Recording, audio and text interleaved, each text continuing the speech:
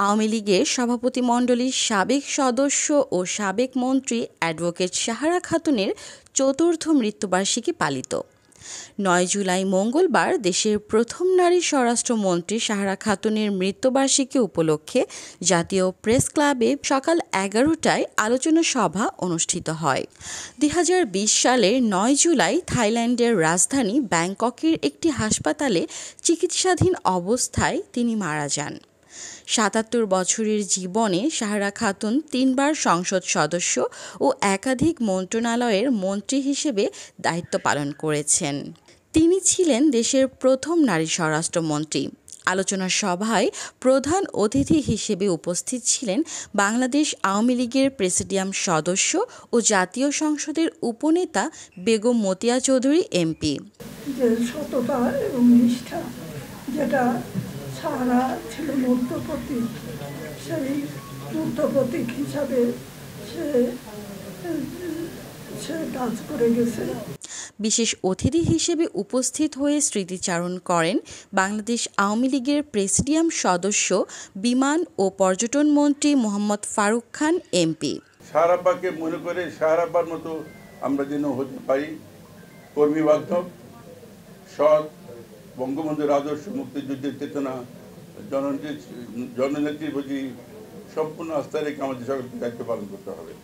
স্মরণ সভায় আরও বক্তব্য রাখেন শিক্ষামন্ত্রী শামসুন নাহার এমপি, বাংলাদেশ মহিলা আওয়ামী লীগের সভাপতি মেহেরা আফরোজ চুমকি এমপি।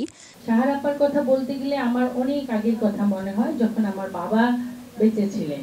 সেই স্বাধীনতা যুদ্ধের পর থেকে আমি সাহারাপাকে দেখেছি। আমার বাবা শহীদ মহিউদ্দিন, তার সাথে সাহারা আপা বিভিন্ন সাংগঠনিক বিষয় নিয়ে কাজ করতেন, মহিলাদের নিয়ে কাজ করতে আসতেন। আমাদের বাসায় প্রায়শই সাহারা আপা আসতেন। সাধারণ সম্পাদক শবনম জাহান শিলা এমপি। আশা করব তাও এসে যে বক্তব্য। এছাড়াও জাতীয়, মহানগর, জেলা ও বিভিন্ন অঙ্গ ও সহযোগী সংগঠনের নেতৃবৃন্দ। সাহারা খাতুন ১৯৪৩ সালের ১ মার্চ ঢাকার কুর্মিটোলায় জন্মগ্রহণ করেন। তিনি রাজনীতির পাশাপাশি আইন পেশায় নিযুক্ত ছিলেন। ছাত্র জীবনেই রাজনীতিতে নাম লেখান তিনি। ১৯৬৯ সালে আওয়ামী লীগের মহিলা শাখা গঠিত হলে তিনি ওই সংগঠনের জন্য কাজ করেন। অ্যাডভোকেট সাহারা খাতুন ঢাকা মহানগর আওয়ামী লীগের মহিলা সম্পাদিকা ছিলেন। পরবর্তী সময়ে মহিলা আওয়ামী লীগের দপ্তর সম্পাদক এবং সাধারণ সম্পাদক পদেও দায়িত্ব পালন করেন। স্বাধীনতা সংগ্রাম, স্বৈরাচার বিরোধী আন্দোলন সহ নানা সংগ্রামে সক্রিয় ভূমিকার জন্য কারাবরণও করেছেন তিনি। মৃত্যুবার্ষিকী উপলক্ষে সকালে বনানী কবরস্থানে মরহুমার কবরে ফুল দিয়ে শ্রদ্ধা জানান ঢাকা মহানগর আওয়ামী লীগ। ঢাকা সিটি কর্পোরেশনের মেয়র ফজলে নূর তাপস, ঢাকার উত্তরা আওয়ামী লীগ সাবেক ব্যক্তিগত সহকারী মজিবুর রহমান, মহাখালী মডেল হাই স্কুলের প্রধান শিক্ষক সাইফুল ইসলামের নেতৃত্বে স্কুল শিক্ষক ও পরিচালনা কমিটির সদস্য ও অনুসারীরা শ্রদ্ধা নিবেদন। এ দিনটি উপলক্ষে ঢাকার বিভিন্ন স্থানে মিলাদ মাহফিল, কোরআনখানি, এতিমদের মাঝে খাবার বিতরণ ও বিশেষ মোনাজাতের আয়োজন করা হয়।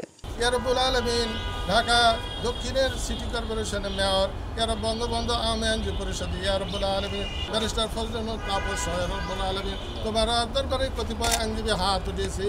স্বরাষ্ট্র এবং ডাক টেলিযোগাযোগ মন্ত্রী রব্বুল আলামিন কবরবাসী হয়ে রয়েছে। তুমি তার জীবদ্দশায় কোনো কবিরা সগিরা করে জাহেরি বাতিনি কোনো প্রকার গুনাহগার থাকলে রব্বুল আলামিন খাস করে তুমি তাকে মাফ করে দাও। রহমান রহিম।